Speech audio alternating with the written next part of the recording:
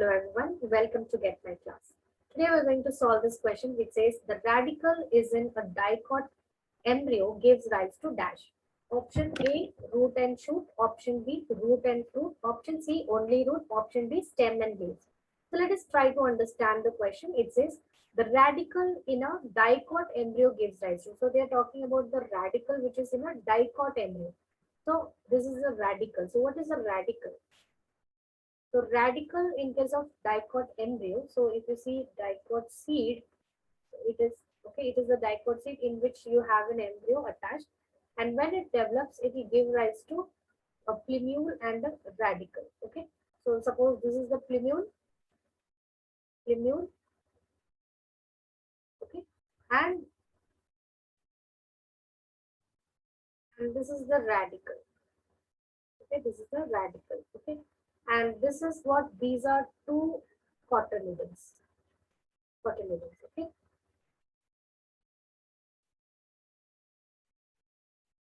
Now, so here, if you see the radical is the one which will give rise to roots. It will form the roots of the plant.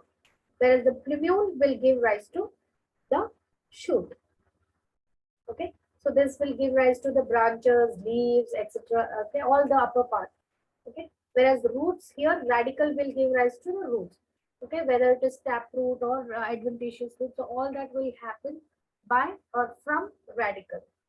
So this is the main, main structures which will give rise to root and shoot. So now let us understand. So the option A says shoot and root. So radical will not give rise to shoot here in case of dicot embryo. Hence it is ruled out. Option B says root and fruit. So root, yes, root is correct, but fruit. So what forms the fruit? Fruit is formed by the ovary. Okay. So ovary is the one which will give rise to fruit. Okay. So in case of angiosperms. Okay. Hence option B is ruled out. Option C says only root. Yes, radical will give rise to only root. So that is the correct answer.